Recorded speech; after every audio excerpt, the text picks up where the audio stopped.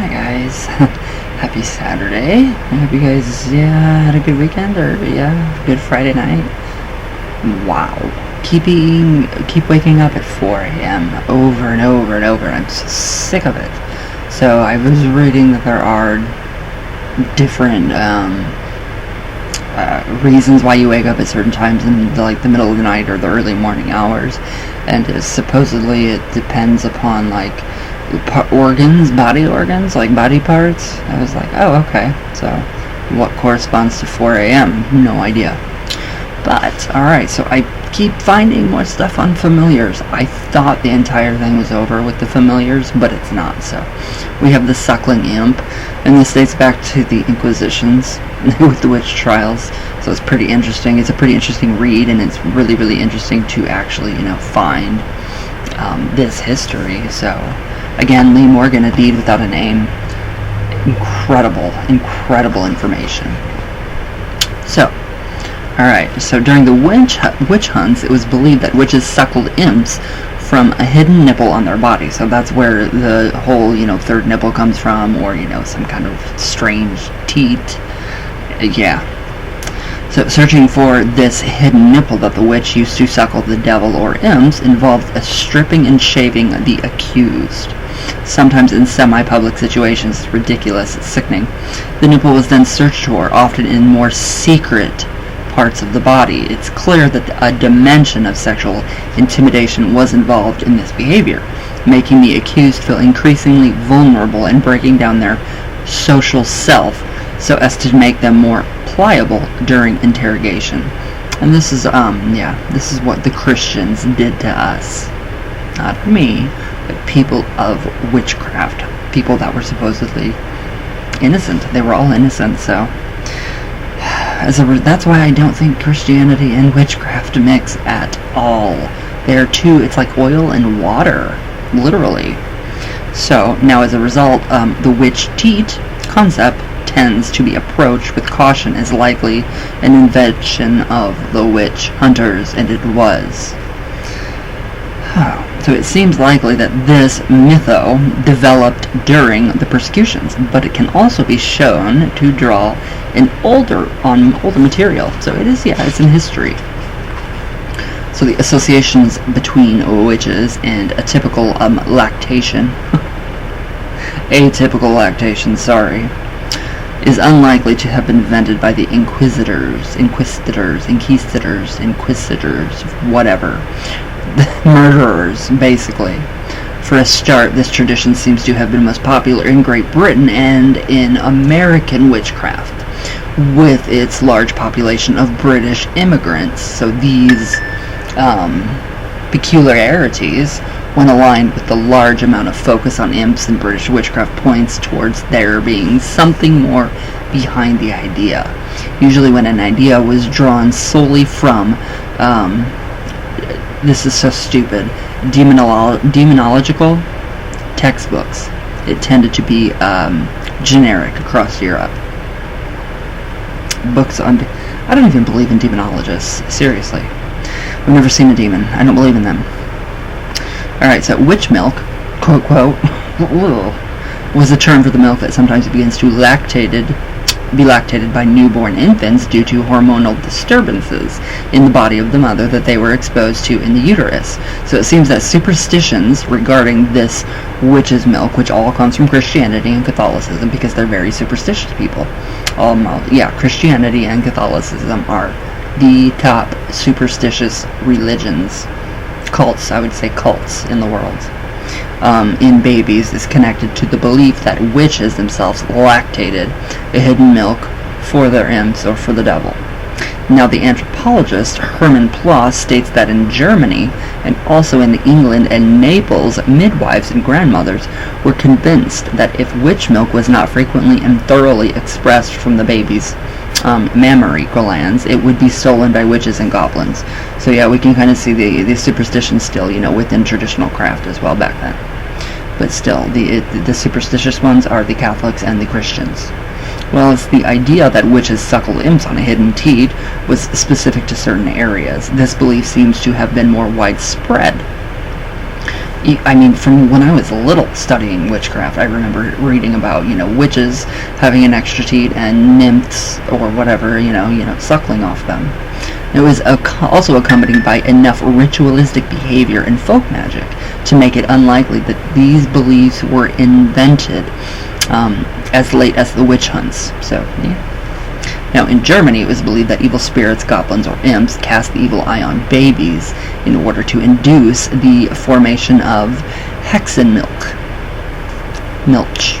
witch milk, and thus provides themselves with a source of nourishment. So this superstition, obviously it's a superstition, is confirmed by the fact that in Switzerland the appearance of lactation in a baby would evoke the statement, translated, he has an imp. So this milk had to be sucked out, and a knife with the edge uppermost was laid in the cradle. Presumably the knife was expected to repel the imp. So yeah, any kind of nature spirits, fairies, imps, dryads, all kinds of things. The iron, the metal.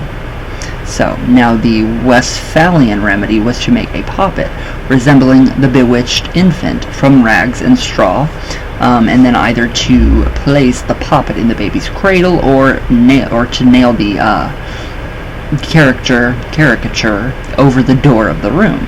So it seems that the tradition of striges, goblins, or imps, suckling humans for milk was widespread, and it was.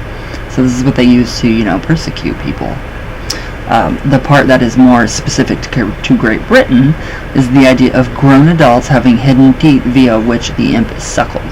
So we cannot ignore the convenience of inquisitors having an excuse to strip search and humiliate the accused, but the notion itself of imps requiring some sort of nourishment from humans is certainly an older concept. So, yeah. Look what they did to us back then. Look what they did to those people. All in the name of Christianity. I would not be proud to be a Christian, honestly, no. Now, the earlier recorded forms of payment seem to have been a blood sacrifice, a chicken, or in the case of Chelmsford, which Elizabeth Francis, 1566, quote, that every time that he did anything for her, she said that he required a drop of blood, which she gave him by pricking herself, sometimes in one place and then in another. And where she pricked herself, there remained a red spot, which was still to be seen, unquote. Alright, so yeah, I mean, very common in traditional witchcraft is to prick your left finger, the ring finger.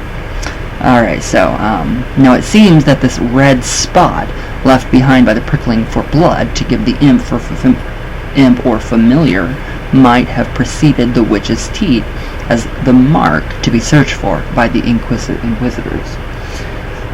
Ridiculous. So, if we delve into sorcery and shamanic practices in other nations, we will quickly see that the notion of exchange between the human practitioner and the spirit is widespread, if not, in fact, universal. So it is a very universal concept.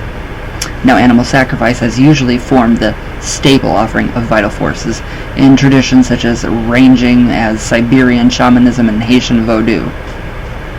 Anyways, I don't think, Nigel, I do not think that, or Lee, I'm sorry, you should have not even mentioned Haitian voodoo in your book. It's not worth it. It's not worthy of being in this book. So now, even the secret commonwealth informs us that the fairies covet a particular type of vanity unique to humans, or more correctly, to living things. So yeah, they're very much like us in ways. Now, so what we come to see through exploring the motive of the suckling imp is a better understanding of the economy of a personal power that exists between a witch and a familiar spirit. And as most no longer sacrifice live animals, I couldn't even do it. I couldn't. It will usually be just offerings of milk and food that we will exchange with the spirits we work with, but our own vitality,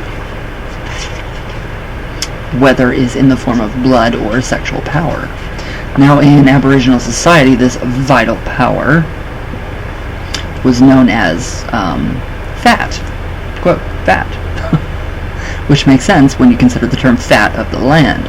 Witch doctors were known for stealing fat from other people in the neighboring communities, much in the ways witches were renowned in Europe for skimming the cream or the fatty essence off the milk and stealing the vital essence from the crops. The image of fat makes a lot of sense when you consider that it is flammable. If you consider fire as the metaphor for the spiritual spark, it requires fat to burn and it hungrily consumes it. So in this way, the fire of your spiritual work will consume the vital forces in your body, and you must therefore be very vigilant about this and maintain your health. There's a lot of people need to learn more. Doing magic and, delving into traditional craft, yeah, you need to learn a little bit more, people. Alright, so, now as we have seen with larger powers like the Lenin side, the vital force required from the poet in return for her fire of inspiration can be so great as to cause an early death, with the output in exchange with a smaller power, such as those that were referred to as imps or puckerels. Puckerels are from Cornwall. So, that we have been calling fetch beasts is less onerous. So every interaction is built on fair exchange. So if one is hoping to experience the workings of a very powerful spirit, one must be ready to make the necessary sacrifices. A failure to understand this economy of power, exchange between witch and familiar spirit, is a part of the reason so many fall by the wayside to madness, illness, or early death upon this path. And you just get so screwed up. You have to have that rapport. So our ancestors who were working in traditions with a certain degree of continuity, at least enough that one might have received superstitions about feeding imps, things were a little more straightforward.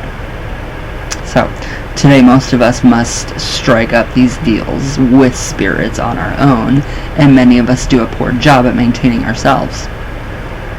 In our eagerness to touch the divine and make contact with the world beyond the hedge, we often allow ourselves to become feast for the spirits more powerful or more numerous than we can really support, and end up dried up or cracked like a leather cauldron exposed to a fire with no water in it. So it is the moisture of the fat or vital force that stops the vessel from going up in flames when the divine fire touches it.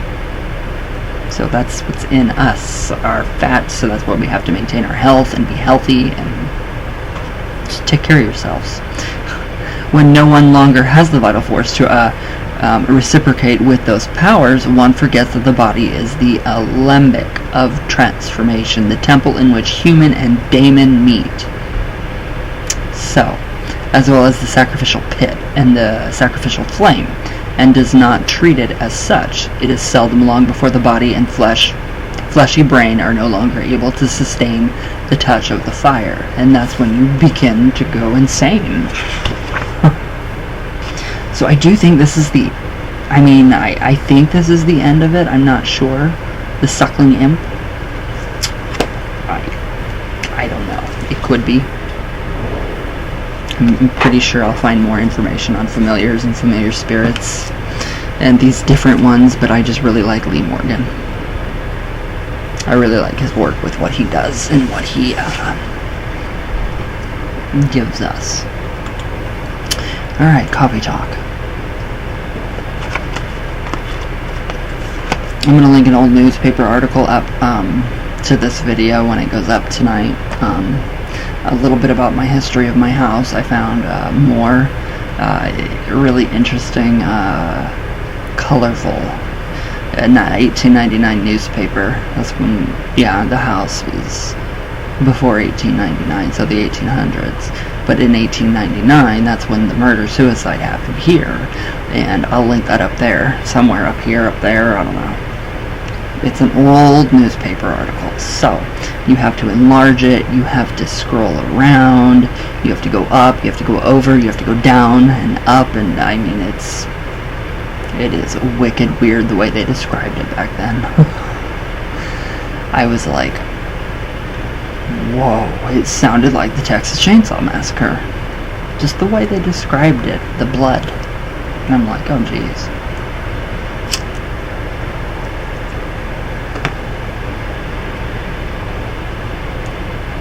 So yeah, pretty interesting.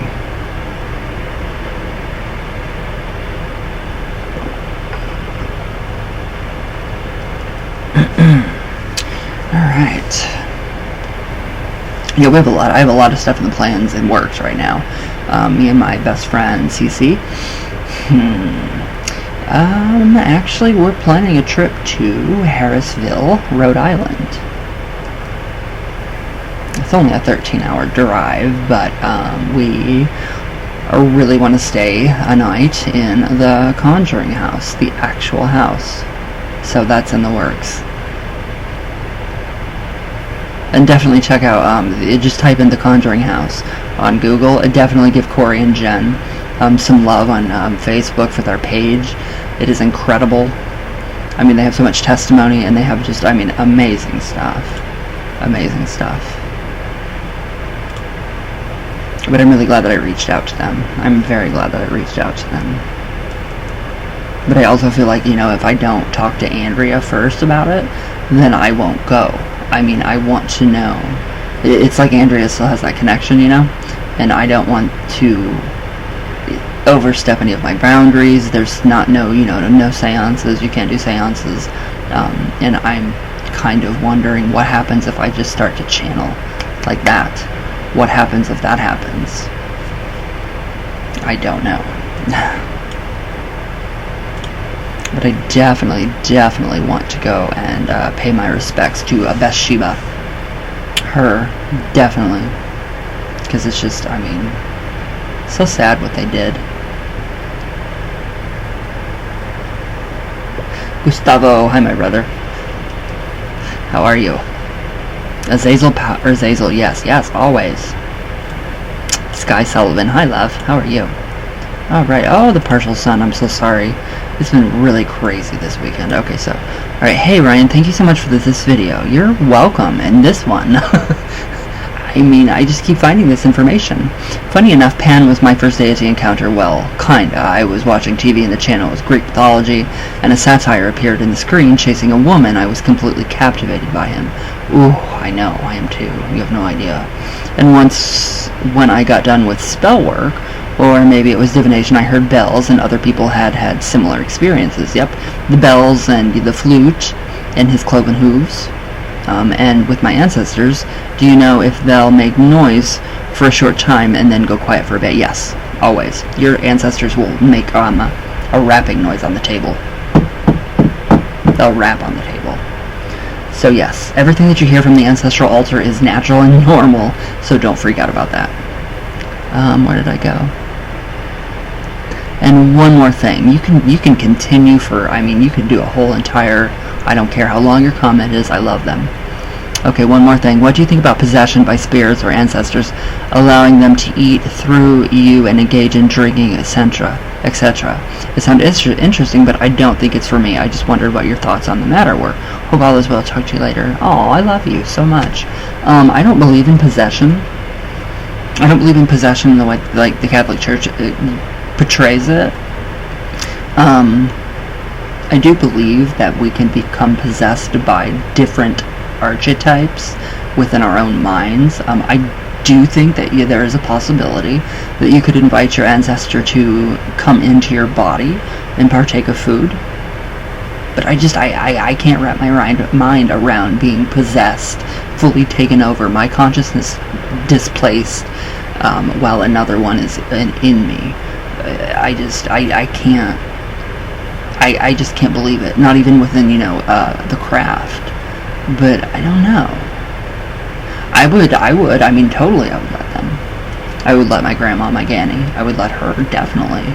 But again, when she did die, I mean, I feel like she's a part of me still. So we are still a part of our ancestors. They are in us. So, in a sense, I totally agree. I don't know, though. I will have to think about that one. Possession by the ancestors. I don't know. I don't know. That's a very interesting, intelligent question. I'm going to have to do some research on that.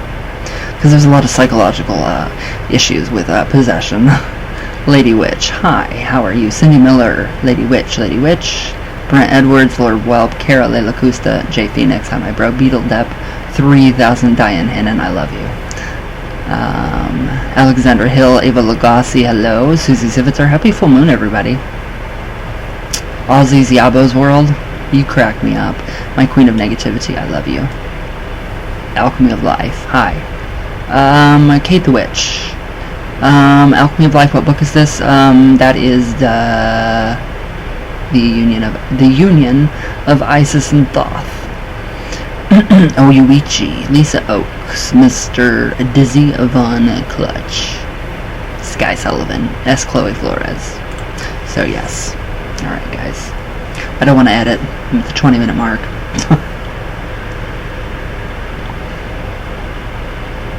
Lots going on and I'm excited.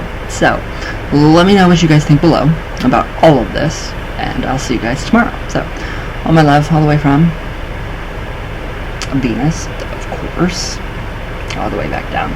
And I love you guys with all my heart, and thank you for your amazing comments and everything. Please stay safe and stay healthy. And I won't go through my usual spiel, but just please stay safe and healthy because I love you guys with all my heart, and I'll see you guys tomorrow.